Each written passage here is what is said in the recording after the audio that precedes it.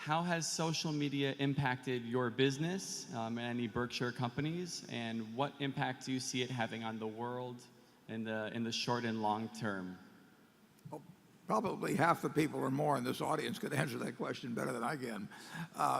It has, certainly at a place like Geico, it makes a difference, and over time will make a huge difference. And marketing, just as the internet made a change. I mean, Geico was founded in 1936, and it had a great business idea of going direct, but it did it entirely by mail initially, and it worked very well.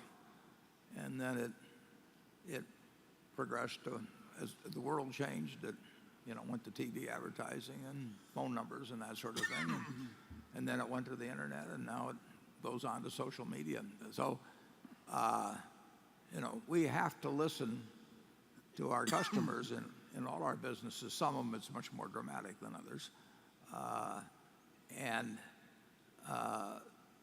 I've been amazed, at how fast the world has changed. I thought the internet, for example, in terms of Geico, would affect younger people very quickly in terms of their buying habits. But the truth is that it's spread across the entire age range very, very quickly.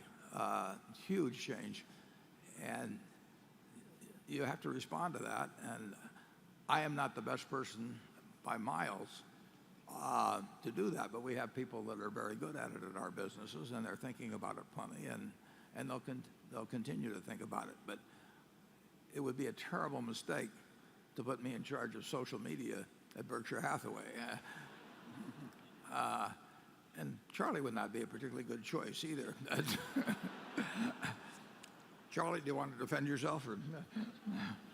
Well, I don't understand it very well for a very good reason. I avoid it like the plague. And I hate the idea of the teenagers in my own family immortalizing for all time the three dumbest things they said when they were 13. Yeah, we would have been in big trouble, Charlie. We would have been in big trouble, both of us, if that were the system. And so I think there's a time when your ignorance and folly ought to be hidden. Yeah.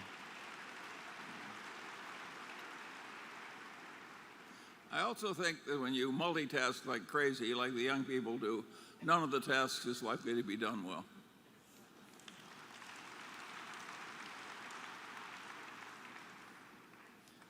Is there anyone we've forgotten to offend? I would say that I do not understand the moat around an IBM as well as I understand the moat around a Coca-Cola.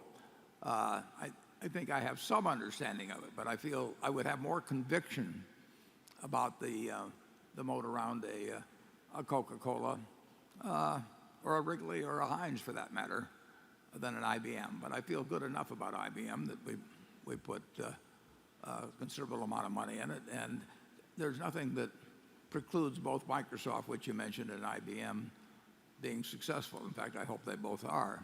I've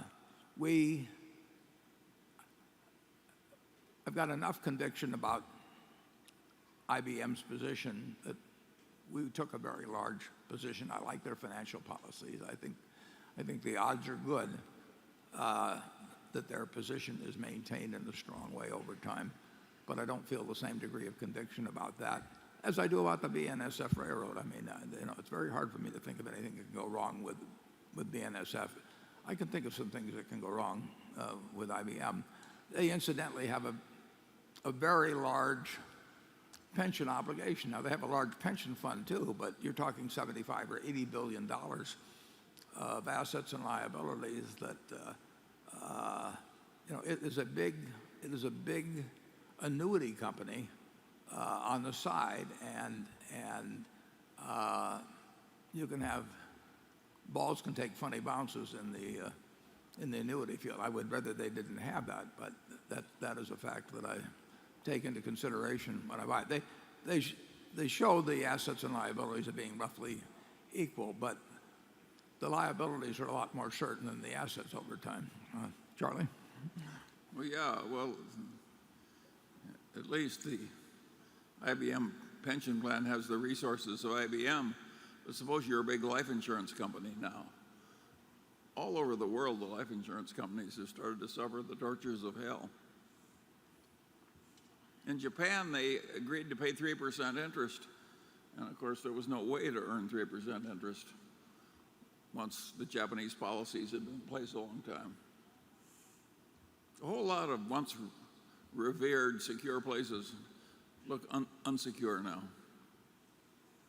And around Berkshire, you'll notice the life operations are where we have our own policies as distinguished from reinsurance are pretty small, right? Yeah, we do not like giving options in this world, and people tend to, well, particularly if they got a sales force pushing them on, as you have in the life insurance industry, they have tended to give people options that have, in certain cases, cost them huge amounts of money. It's, you always want to accept an option, you never want to give an option, but the life business is in just the reverse side of that. Actually, the mortgage business, I mean,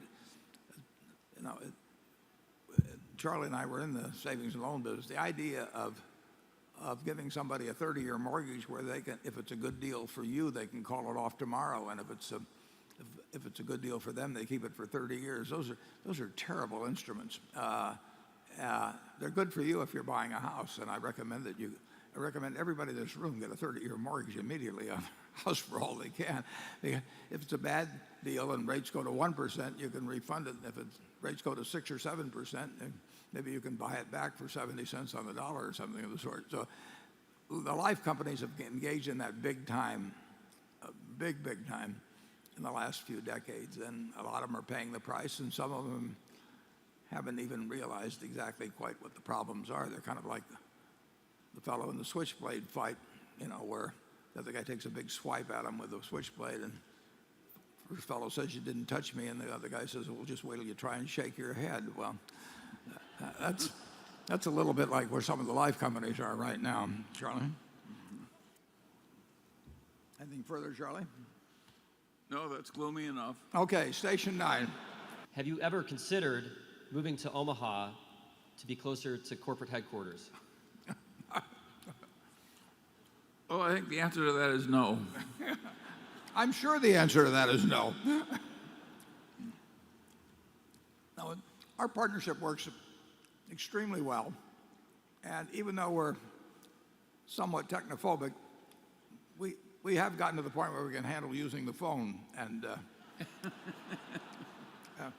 don't push us beyond that. No, we've never learned anything beyond the phone. But we actually, I mean, as a practical matter, we each know exactly how the other guy thinks, so that we don't really even need the phone exactly. We used to do a lot of phoning back when it cost a lot of money to phone. Now it doesn't cost anything to phone, and we don't talk to each other hardly.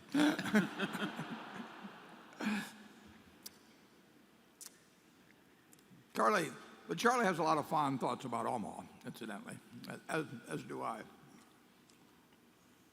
Yes, although as I said earlier on this weekend, they are rebuilding it so rapidly now that I feel like Rip Van Winkle. They've torn down so many of the buildings I remember. It's amazing how much Omaha has changed the last 5 years. Well, you have to remember that a third of the lifetime of the country has passed during our lifetime, so you have to expect a little change occasionally, Charlie.